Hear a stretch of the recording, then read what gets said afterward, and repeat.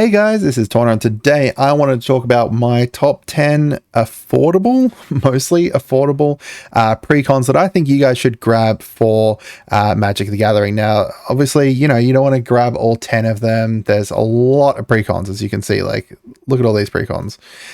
Going back till, when they started accepting that Commander was a great game mode that everyone kind of wanted to go to. But even then, precons have only really picked up a lot within like the last kind of 2 years, I'd say, since 2022. I'd say the precons since then have gotten a lot better. So these are the precons that I think are worth it. Don't probably grab all of them, look at them and kind of decide from there what you want. I've also got one bonus one that I'm going to put in here. So the first one here is the Exit from Exile. This is from Battle for Baldur's Gate. It's got some decent value cards in here. So if we come in here and click include price, we've got some decent value stuff in here, like the Jessica's Will. We've got like the my favorite Passionate Archaeologist as well. But overall, it's a very interesting gameplay, kind of playing from Exile, playing lands from Exile, playing spells from Exile, creating, wolves and kind of flooding the board with wolves. And it's can form a lot of like, a base for a red or green Exile deck, because a lot of cards recently have been playing from Exile, whether they're like, even Discover, even the new Discover mechanic or the old Cascade, they are technically playing it from Exile. So that kind of thing can kind of go alongside Feldorn as like this Exit from Exile precon, and it's a very fun kind of gameplay mechanic there. But having a couple really really decent characters in here is always going to be good as well. We've got the Enduring Enchantments. This one's a little bit older, but again, another kind of decent enchantment, and decent precon. This one here, you don't need to change too much about before it's decent. You've got some decent value stuff in here too. Like we've got the Dryad of the Elysian Grove there. The Ondu Spirit Dancer. Like there's a lot of kind of different, decent, interesting kind of mechanics in here. It's also just an interesting kind of, overall kind of gameplay, playing enchantments, but you're playing like from your graveyard as well, instead of just normal enchantments, just kind of chucking out auras and stuff. You've got like the option of kind of playing them more from the graveyard, which is very interesting kind of gameplay there. Overall, I think that it's just a decent one, as well as being a relatively strong precon. If you're playing just precon v precon, it's going to be a decent option for it, as well as just overall being fun.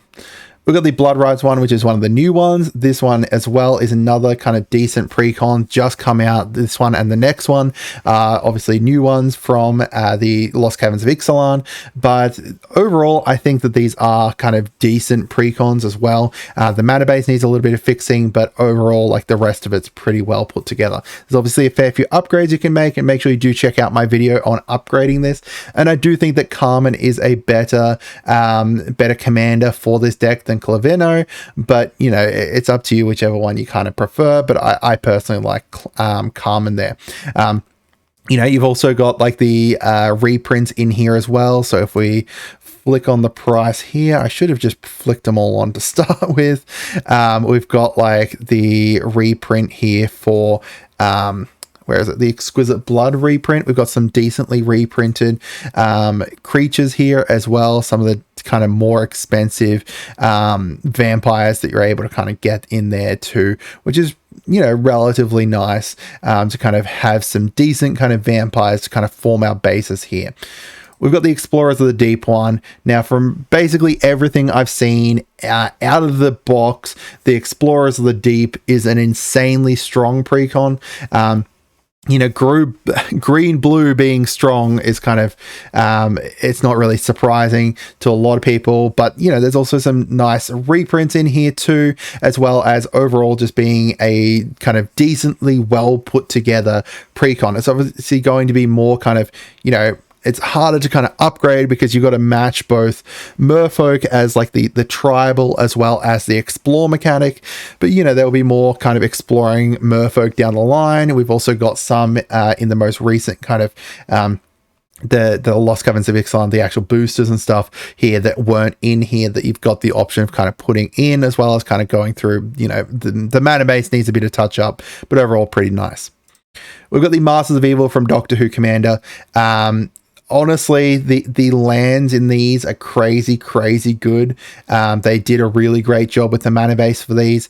There's some nice kind of cards overall in there. You've got some things that you kind of want to end up kind of upgrading with, which depending on which direction you kind of go. And I don't think the villainous choice was like great enough where you could use like what is it, the Valiard as like your primary commander, but overall, you know, it seems like a really kind of decent basis for a deck, as well as being decently strong and enjoyable. It's very enjoyable, kind of chucking out a whole lot of Daleks and you know, making people be like, okay, would you prefer me to do this or this? Kind of choose. It's a very interesting kind of choice there, as well as, you know, some decent kind of cards that they kind of included in there too. We've got the Eldrazi Unbound, another incredibly strong, interesting, at least to me, interesting Precon. It's a mixture, because it's interesting when you play it, but it's also kind of boring because it's just like, you know, once you kind of eventually get out your commander, then it's just boom, you're cascading everything, you're just chucking out thing after thing, and it's kind of like, you know, it just is very much about that kind of huge growth. But the fact that it's a commander deck that is colorless, like there's no colors involved in it, also is just interesting in having to choose kind of like what direction you kind of go when you're upgrading and stuff, because you can't include any colors, you can't include any kind of, you know, any red or blue or anything like that. You got to go purely with your colorless characters to kind of include in here. And overall, it's a pretty decently strong Precon. This is one that's going to be a bit harder to find, it's a bit more expensive, but it's one that I think is worth it. The Rise of Rohan, the human-based Precon from Lord of the Rings. Some very interesting cards throughout here. Personally, I'm going to be taking the Aragorn, not the Aragorn that's in here, the other Aragorn, and building a Legends Matter deck, but there's a lot of really nice legend kind of characters in here, going through with all like the all the kind of humans and stuff, kind of tying between the humans, the legends, you know, overall kind of matching that huge kind of flavor of Rohan, which is really nice. And I'm kind of, you know, I'm pretty excited to pick this one up. This is definitely one that I've got on my kind of list, but from what I have seen playing against it and stuff, it is a very strong Precon. We've got the Necron one. Any of the Warhammer 40k ones are really fun and really enjoyable, but I think the Necron one kind of takes the cake in regards to them. I think the Necron one is the best one. I've accidentally selected the wrong one. This is way off here. You know, there's a lot of kind of really cool stuff you can do here. My friend has it and has upgraded it, and it is a pain to play against. He personally uses Imatech as his commander, and it's very interesting to have Imatech kind of chucking out a whole bunch of warriors in there every time an artifact leaves your graveyard. You've got like the kind of cool stuff there. There's a lot of kind of ways to kind of combine sacking stuff in combine with like the unearth mechanic, as well as, you know, anything that kind of can bring anything back from your graveyard. There's a lot of really cool stuff you can do there, and I do think that one is rather fun to play from what I've seen from my friend who I play with all the time.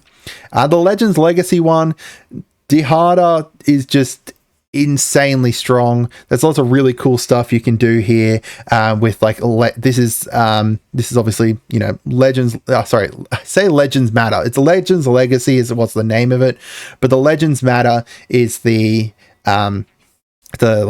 tribe.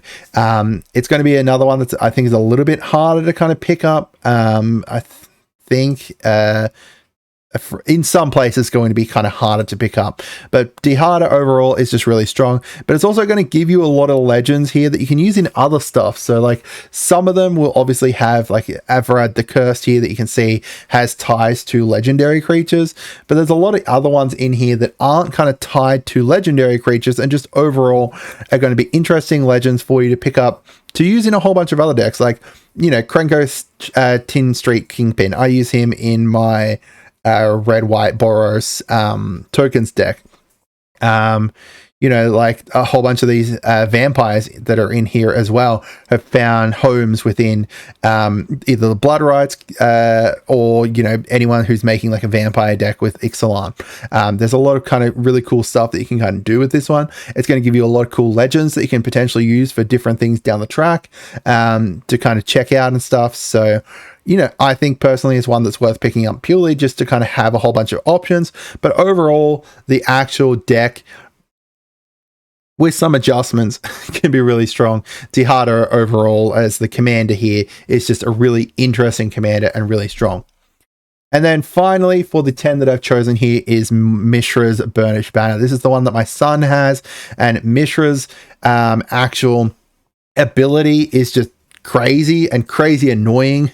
He just constantly keeps like creating these war forms that are there that are just going to be really annoying. You can also combine this with like the Masters of Evil one, so you know you've got the same kind of color identity here, and you know between the two of them you can create like a really interesting artifact mixed with like you know, the villainous choice and stuff to kind of combine the kind of, you know, different mechanics that are kind of going on here. Like, for example, the Mishra's here, the Mishra's war form that's created from Mishra.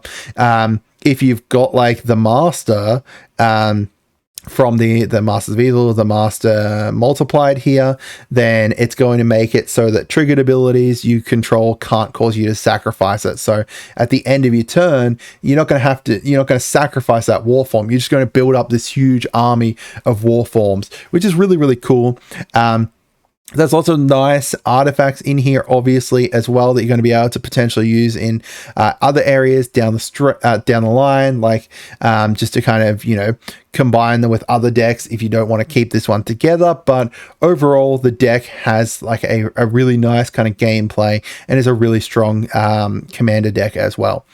And then the final one, so that is the 10 there. So Exit from Exile, Enduring Enchantments. We've got Blood Rites, we've got Explorers of the Deep, we've got Masters of Evil, Eldrazi Unbound, Riders of Rohan, the Necron Dynasties, the Legends Legacy, and then Mishra's Burnished Banner. And then I'm going to give you a special bonus one here, which is the Draconic Destruction. So if you are forming a Miram deck, which is what I did, this is a good basis for a lot of different dragon decks, whether it's going to be Miram, whether it's going to be something else. And it's not necessarily, you know, that you're going to keep it together or anything like that. In fact, I very much doubt you're going to keep this deck together, but I do find that, you know, it gives you a bunch of like the different kind of cards that are going to be potentially used in a dragon deck, or, you know, in any kind of big green red deck that's going to be featured around kind of those getting a whole lot of things out. So you've got a lot of kind of really interesting cards in here, but personally I think that it's a very cheap starter for like a Miram deck. You can upgrade it later on, take it whichever direction you want. Obviously this is red green, you need a blue in there as well, so you can kind of replace some of the stuff with blue stuff that you've got, and then kind of have a working kind of Miram deck for now. Obviously pick yourself up a Roaming Throne, which is like going to be the biggest upgrade that I can suggest straight off the bat, but honestly, there's some really interesting stuff in here. But that's it today, guys. Let me know down in the comments what you guys think. I hope you guys had a wonderful day, and make sure you do subscribe. That's one thing that I always forget to remind people, and I feel bad kind of reminding people. I don't want to be one of those people who sits there and is like, make sure you hit like and subscribe in every video. But you know, we're trying to hit up to that 1,000 subscribers and then 4,000 watch hours so that we can get monetized. And you know, I would love to be able to make Magic the Gathering like my main channel and kind of go that direction. So make sure you subscribe, check out all my other videos. If you want like upgrade guides to the Blood Rites, make sure you check that out, which is what we're working on. We also have a poll up at the moment, which hopefully, you know, you can go kind of vote on over here, which is, you know, letting me know what you guys want to see. So what kind of future content do you want to see? I hope you guys had a wonderful day, and goodbye.